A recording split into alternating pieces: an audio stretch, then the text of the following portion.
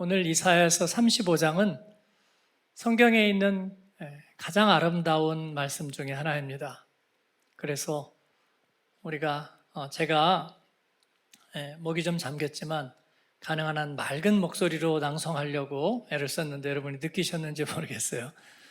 이 말씀을 자주 낭송하면 하나님의 깊은 은혜가 느껴지는 줄 압니다.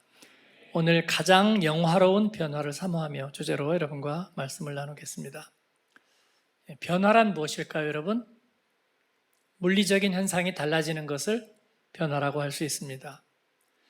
지구의 공전과 또 기울어진 회전축으로 자전하면서 발생하는 현상을 우리는 사계절로 표현하기도 합니다.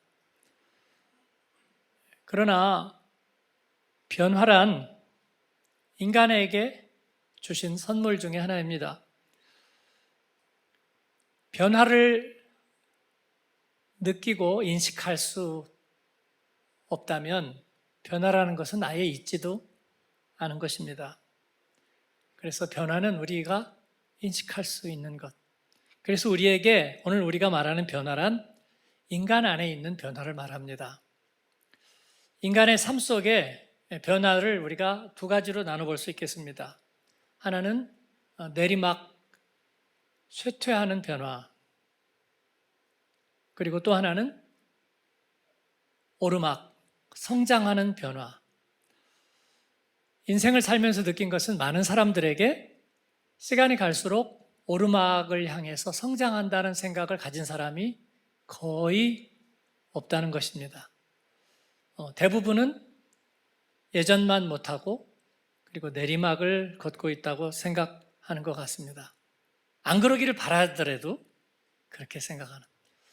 나는 이제 내리막인가벼 하는 분 한번 손 한번 들어보실래요? 예, 인정하고 싶지는 않죠. 그래도 그런 느낌을 자꾸 받게 되는 거죠. 그런데 내리막, 이 나쁜 변화죠. 이 쇠퇴한다는 것은 동반 증상을 가지고 있습니다. 그건 뭐냐면 자꾸 변질한다는 것입니다. 그래서 변질한다는 것은 부패하고 상한다는 뜻이에요. 음식은 언제 상하죠?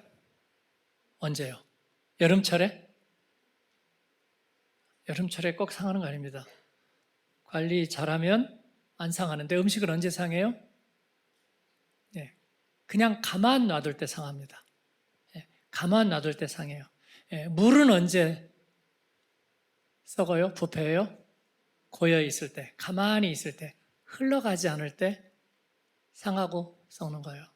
음식도 가만 놔두면 상하고요. 또 언제 상해요? 그러니까 왜 가만 놔둬요?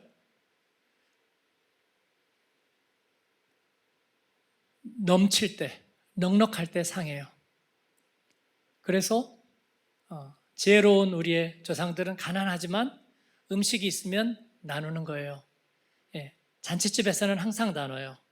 그걸 각자 쌓아두면 그냥 그 자리에서 부패하기 시작합니다. 그래서 나눠두는 거예요. 제가 우리 교역자 사무실에 가끔 가보면요, 항상 테이블에 먹을 게 있어요. 우리 사역팀이나 행사가 있을 때마다 우리 목사님들 좀 맛을 보세요 하고 갖다 놓는데, 그게 자칫하면 과잉이 되는 거예요.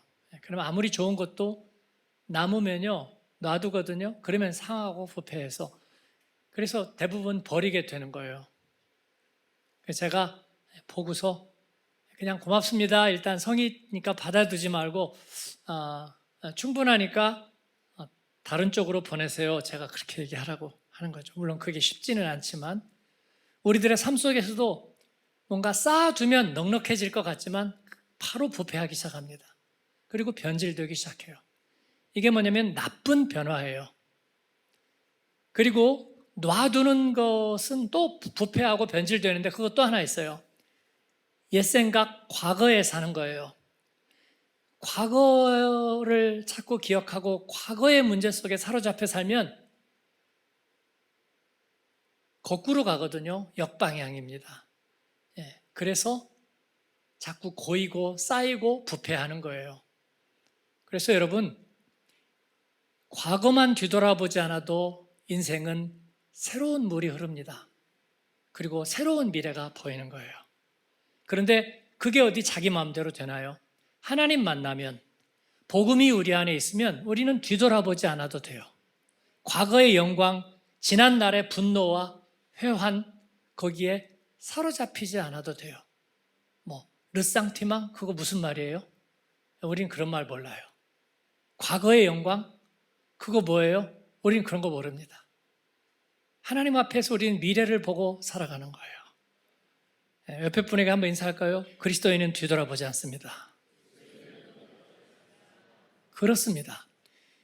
그러면 인생은 갑자기 역방향에서 순방향이 되는 거예요. 내가 한 거 아무것도 없는데 뒤돌아보지 않는 것만으로도 순방향으로 앞을 향해 갑니다. 그런 마음이 밝아지고 환해지는 거예요. 그런데 순방향, 즉 쇠퇴하고 변질되는 것이 아니라 성장하고 열매 맺는 것, 거기에는 분명한 분기점이 있다는 것을 깨닫게 됩니다. 그 분기점의 열쇠는 뭘까요? 나는 쇠퇴하기 싫습니다. 나는 성장하고 싶습니다. 나는 변질되기 싫습니다. 나는 열매 맺고 싶습니다.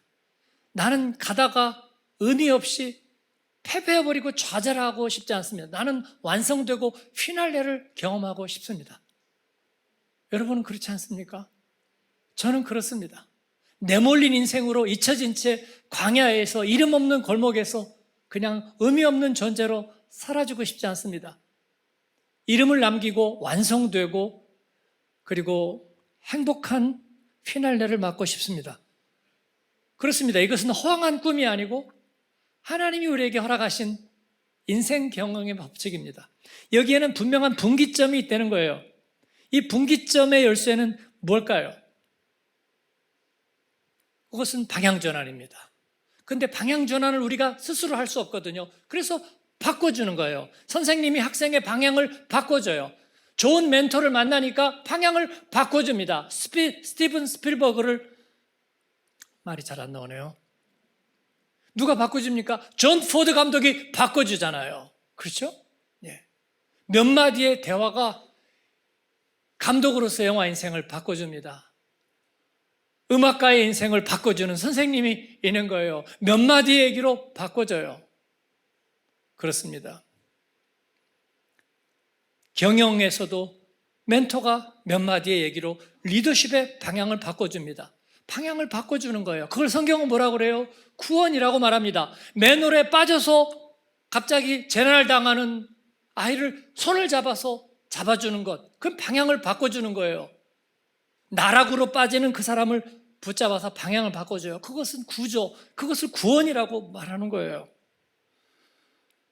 그렇습니다.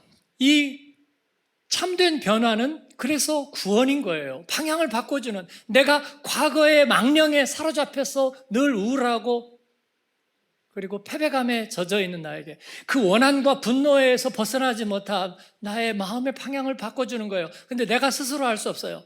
그래서 그것을 바꿔주는 강력한 힘이 필요합니다. 그 강력한 힘은 하나님께서 우리에게 주시는 힘인 줄로 믿습니다.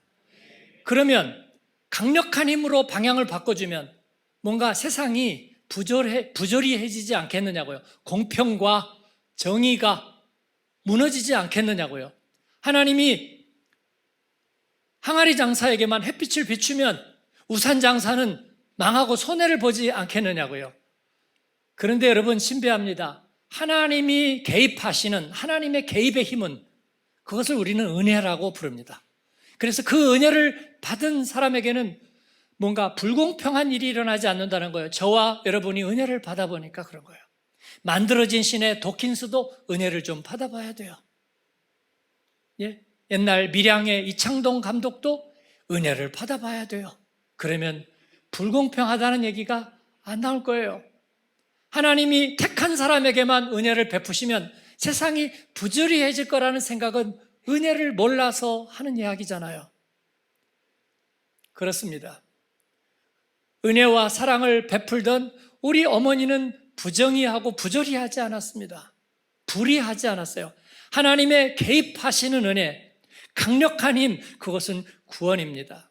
좋은 선생님 만나면 학생은 무지에서 벗어나고 구원되는 거예요.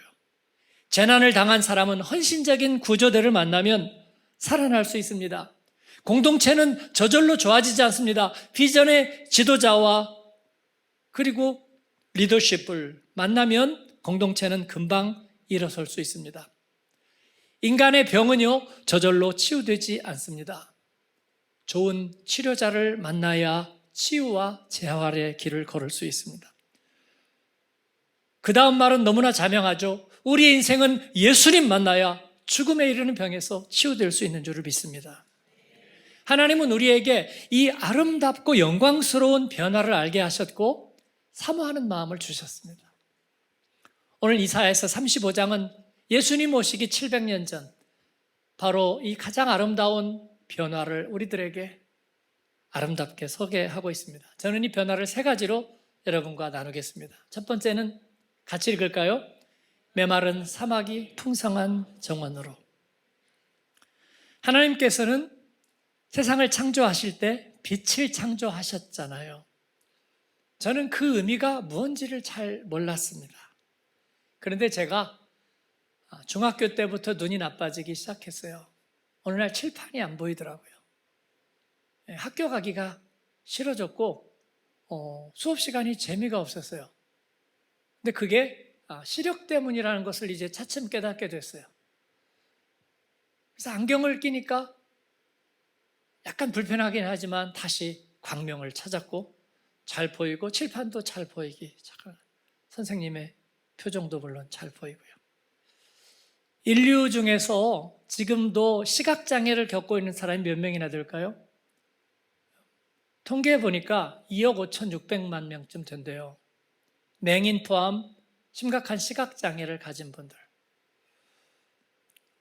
그 말은 뭐냐면 빛을 제대로 볼 수 없다는 걸 말하는 거예요. 전에 헬무트 콜, 유명한 독일의 수상, 그 부인인 안나 로레 콜이었죠. 마지막에 빛 알레르기를 앓았습니다. 그래서 빛을 보면 안 되는 거예요. 그래서 마지막 생애를 정말 깜깜한 곳에서 갇혀서 지냈어요. 그건 눈을 멀은 거와 같은 거예요. 그래서 제가 하나님이 빛을 창조하셨다는 말이 무엇인지를 깨달았어요. 하나님은 우리에게 시각을 주신 거예요. 그래서 우리들의 눈을 열어서 계절의 아름다움을, 그리고 마음의 눈을 열어서 행복의 빛깔을 바라볼 수 있게 하셨습니다. 사랑스러움을 볼 수 있게 하시고 영광을 볼 수 있게 하셨습니다. 할렐루야. 하나님은 소리를 창조하신 것이 아니라 우리에게 청각을 창조하신 거예요. 소리를 모으는 귓바퀴와 그리고 음파를 진동으로 변화시키는 고막과 그리고 이를 증폭시키는 세 개의 작은 뼈와 그리고 이를 전기신호로 변환해서 뇌로 전달하는 달팽이관과 그리고 뇌의 중추신경에게 이를 전달하는 청각신경을 하나님께서는 창조하셨습니다. 그래서 새들이 짖어기는 소리와 우리 사랑하는 아기의 옹알거리는 소리와 그리고 우리의 사랑하는 음성과 그리고 그 영적인 청각을 우리에게 주셔서 사모해라 사모해라 주의 종이 듣겠나이다. 하나님의 음성을 듣고 구별할 수 있게 하신 줄을 믿습니다.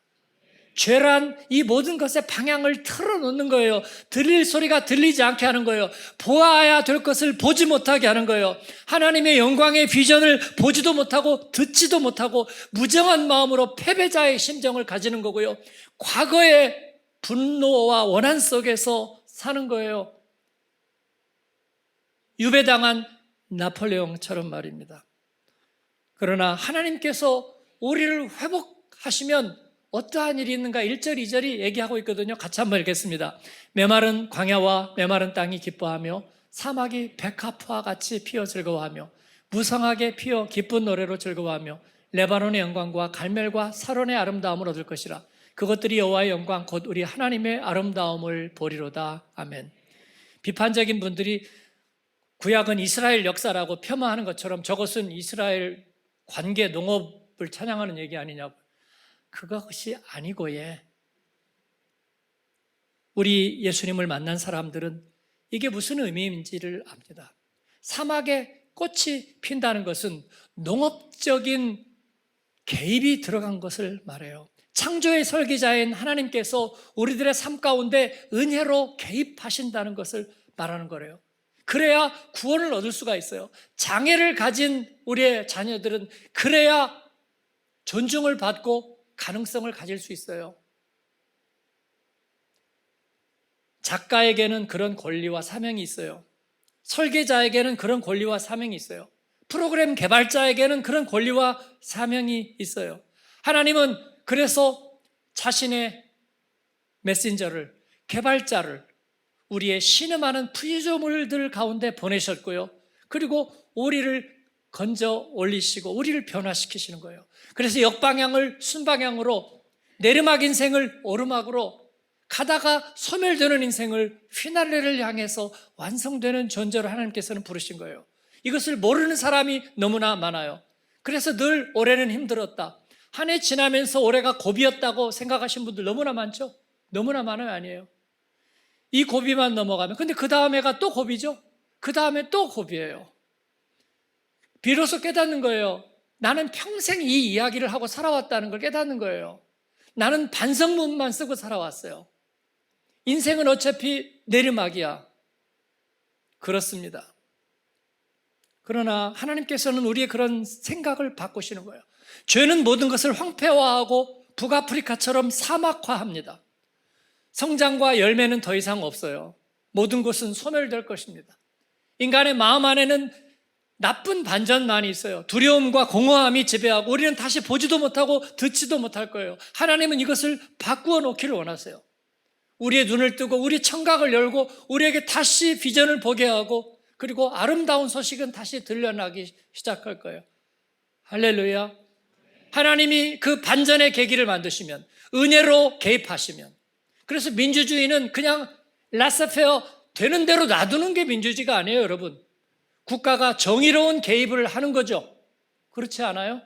네. 저는 한국의 공권력이 강해지기를 바라요.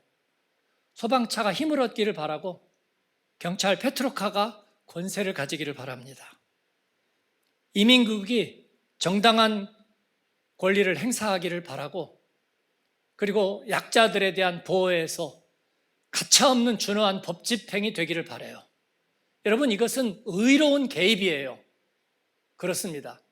약자와 소수자들을 보호하고 그들을 신원하는 의로운 개입, 은혜의 개입이 이루어질 때 국가 공동체는 힘을 얻는 거예요. 하나님은 우리에게 그렇게 간섭하고 개입하셨습니다. 그때 비로소 아름다운 소식이 다시 전해지기 시작하고, 그리고 물줄기는 흐르고 방향은 순방향을 향해 달려갈 것입니다. 디아스포라 30년, 많은 분들에게 역방향 인생이 되어 있는 것을 보았어요. 꼬여 있는 것을 보았어요. 기억이 꼬여 있고, 그리고 모든 생각이, 마음의 상처가, 황폐함이, 뭔가 방향이 어긋난 것을 보았어요. 어긋난 방향, 그것이 죄인된 인생의 모습이에요. 아닙니다. 우리는 내몰리지 않았습니다. 아닙니다. 우리는 가장자리에 서 있는 것이 아닙니다. 우리가 서 있는 곳은 하나님이 줄로 재어주신 아름다운 기업입니다. 우리는 앞서 달리고 있습니다. 우리는 뒤처지고 어딘가에 구석에 내몰린 것이 아닙니다. 우리는 변화를 사랑합니다. 우리는 흘러가게 하는 시냇물입니다. 우리는 영광의 디아스포라입니다. 할렐루야. 두 번째 변화는 같이 읽겠습니다. 저주받은 연약함에서 축복받은 강함으로. 3절에서 7절은 인간의 몸의 변화를 비유적으로 설명하고 있습니다. 손과 무릎, 심장, 눈, 귀, 다리에 대해서 얘기합니다. 그런데 인간의 약함은 육적인 것도 있지만 영적인 것도 있습니다.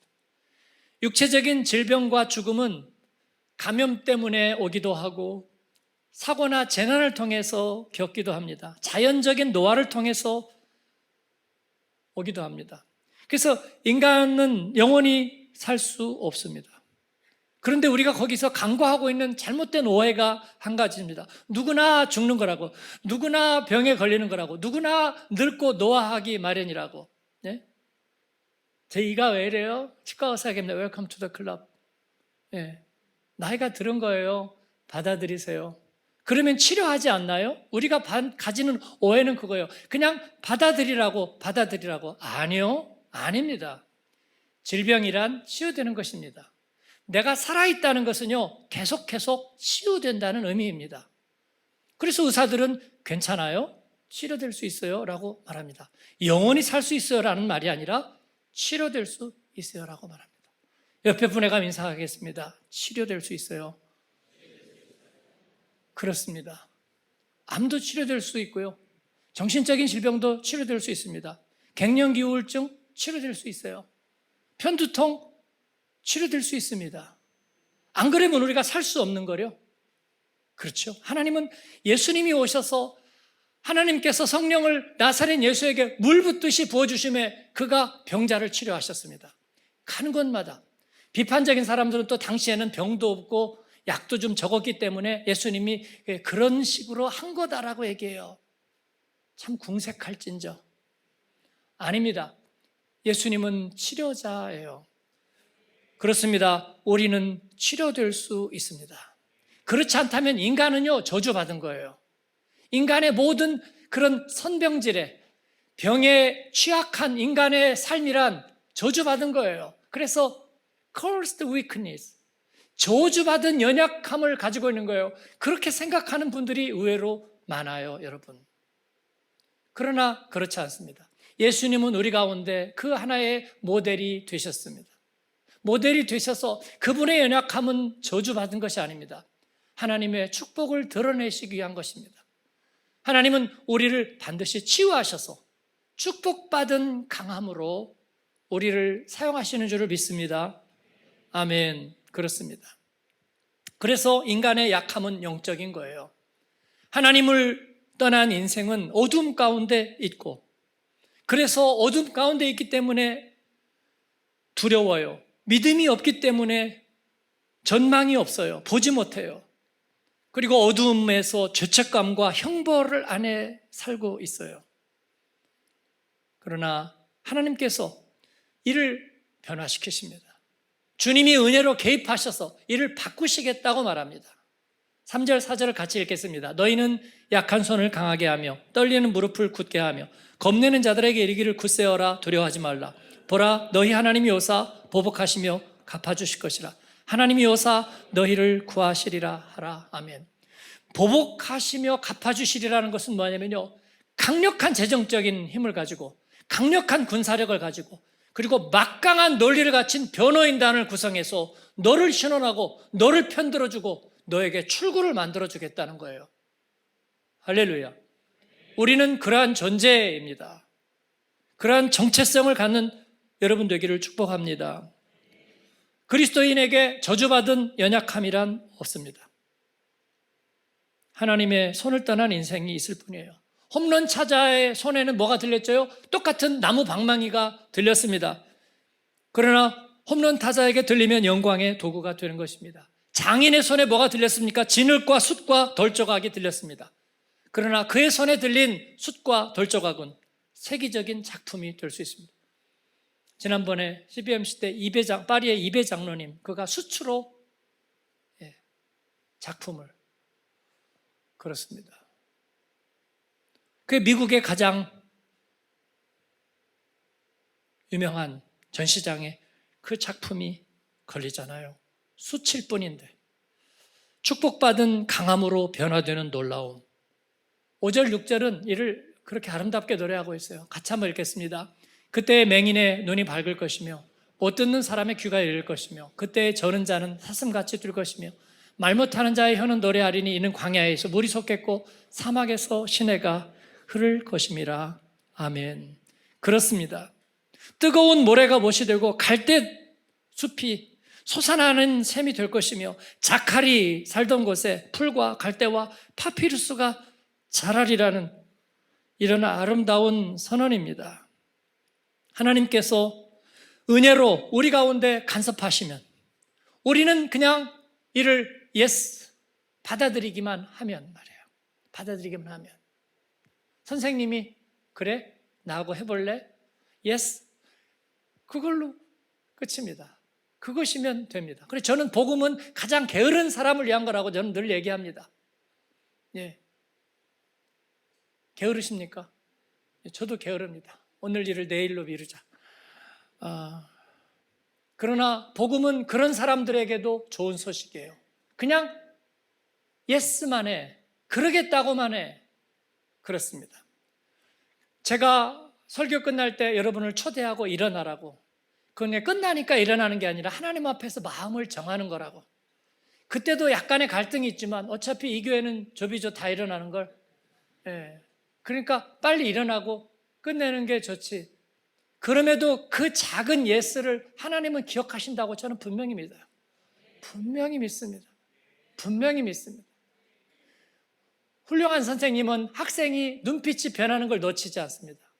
그리고 선생님 만나면 얘기하고 생활기록부에 기록하는 거예요. 성적부에 기록하는 거예요. 당신의 딸이 달라졌습니다. 당신 아들의 반응이 달라졌어요. 학습 도구를 사용하는 방법이 달라졌고 선생님의 이야기에 반응하는 방식이 달라졌습니다. 분명히 좋아질 겁니다. 사랑하는 아들아, 내년에는 더 좋아지자꾸나 라고 얘기하는 거예요. 하나님 우리에게 그렇게 말씀하시는 거예요. 너의 연약함은 저주받음에서 축복받음으로 반하게 될 거라고. 왜냐하면 내가 주권적으로 간섭할 것이기 때문이라고. 거기에 따르는 위험 부담과 리스크는 내가 다 지겠다고. 전쟁은 나에게 속한 것이니까 두려워하지 마라. 내가 너와 함께하고 너를 책임져 주리라 말하는 거예요. 그러니까 여러분이 아픔이 찾아오고 머리가 어지럽고 흔들리고 그럴 때 눈물 짓지 마세요. 눈물은 자기도 모르게 나오죠. 물론 우리가 연약하니까.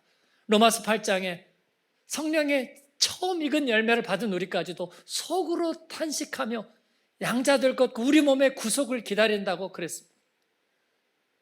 그러나 하나님께서 여러분의 눈물 대신에 여러분을 다시 새롭게 하실 것입니다. 디아스포라는 다시 꿈꾸고 우리의 다음 세대는 달리기 시작할 것입니다.